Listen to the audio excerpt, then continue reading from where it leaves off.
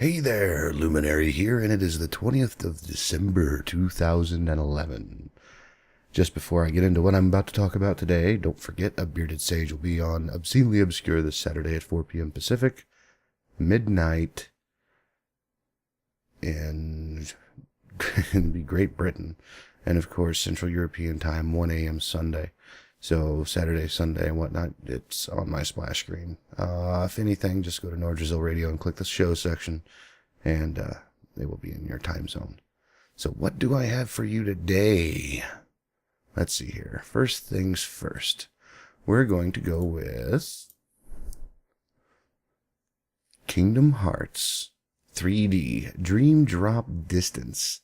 It looks like that's going to be coming out here in 2012. No real date on it, but they're using two protagonists. So you've got Sora and Riku, which is going to be kind of cool.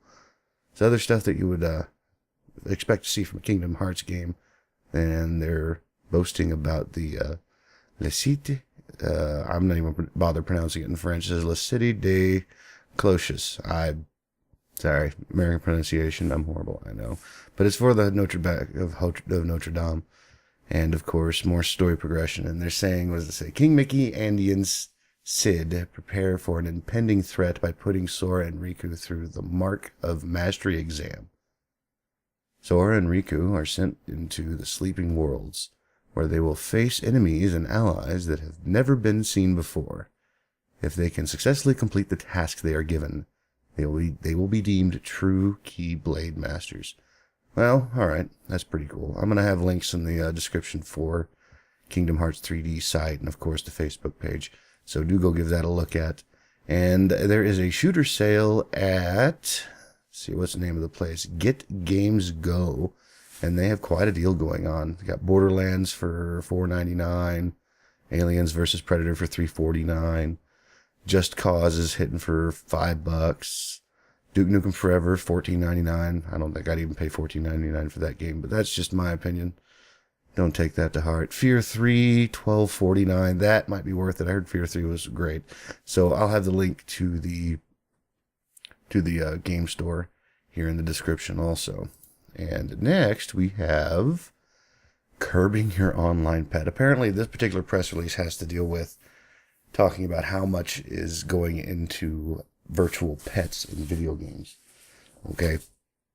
Virtual pets in video games. And it's relying heavily on MapleStory. It says,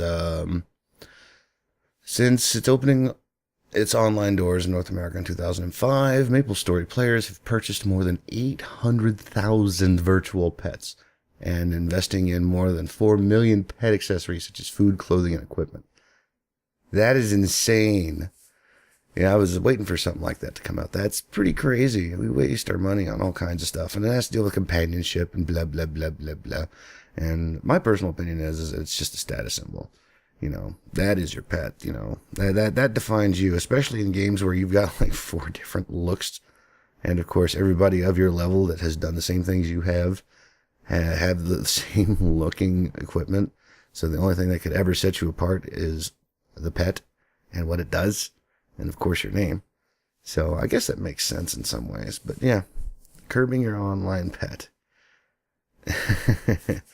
So there's a lot that goes into those things. I mean, you got to feed them and water them and play with them. And, of course, that increases stats depending on what you do. And, of course, you got some games where you can battle them. Jeez, really? All right. Well, either way, I found that quite interesting. I'll have the link to the press release so you can read it. It's pretty crazy. And, of course, we're going to go to Infernum announces first title. Infernum is a German-based publisher / developer. And they're bringing, what is it? Brick Force? Is that what it is? Yeah, Brick Force. They're bringing Brick Force into the North American and European market here in 2012. You can go to brick-force.com and sign up for the beta. It looks really neat. It looks like Minecraft, except has kind of a Counter-Strike feel to it. It's still cartoony, so I'm gonna, you know what? I tell you what. How about if I just play the trailer? That would be the best thing to do.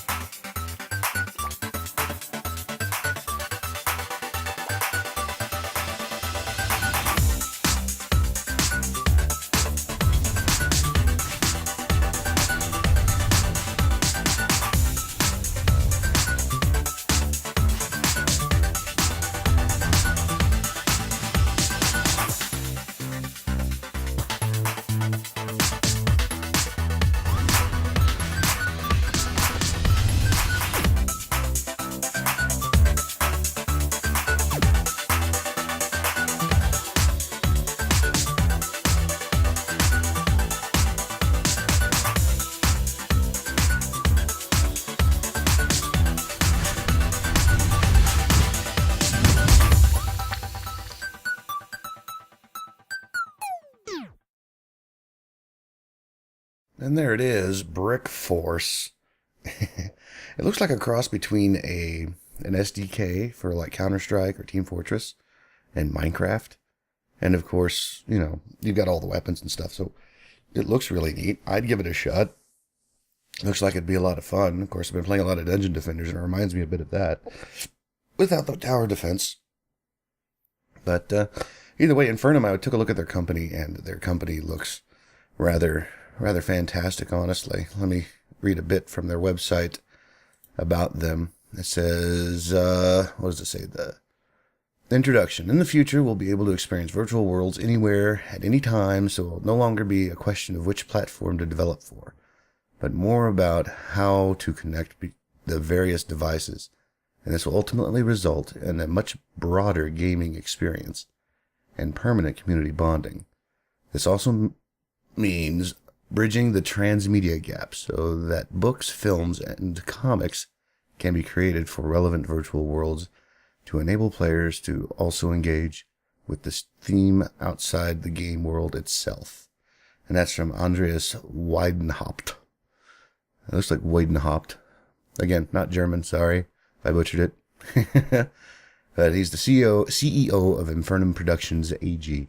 And there's a lot of stuff here. And it's very community-based. It says they're committed to delivering high-quality gaming experience combined with a customer-friendly free-to-play model. And right now you should be seeing a lot of screenshots going by of the game itself. And we're going to go on here, and it says... This is from the press release about Brick Force itself. It says the humorous-themed online game will be playable directly in the browser thanks to the Unity 3D engine and its co-production of Korean developer EXE Games and Infernum. The sandbox mode, in which players use simple building blocks to construct complex environments, can be played on social networks and mobile devices, including smartphones and tablets. Beta and launch of the free-to-play title is already planned for spring 2012 in Europe and North America. And if you want to sign up for the beta, you can go to brick-force.com and sign up for that. And all the material I'm showing you has come from their press kit. You can find all of that stuff in case I missed something. I don't think I did, but at press.infernum.com. And you can see all the assets they have there. I took everything they had, as far as I know, and I'm showing it to you because it looks amazing. I'm looking forward to seeing a beta invite, and I wouldn't mind recording. I wouldn't mind streaming it, and that's another thing. Streaming. Oh, new topic. I can't stream 720p. I'm going to attempt to stream 480. I know it's not HD, but until I can come up with the bones to build a better system that can process, and of course my rural can't talk tonight. Rural Wi-Fi setup through Keyon is kind of fail. It doesn't give a constant bit rate, so it constantly bounces between like 1 megabit per second to 1.5 megabits per second, so it's kind of off and on, so I've got to pick something lower, and I think 480p will be just fine. And honestly, I watch a lot of YouTube in 480p just because there's no sense in loading up 1080 or 720p. There really isn't. As long as it's in 16:9, it should be okay, I think. There you have it. Infernum, Kingdom Hearts 3D, and online virtual pets. And God, I covered a lot today, didn't I? Well, at any rate, I'm Luminary, and I'll see you next time.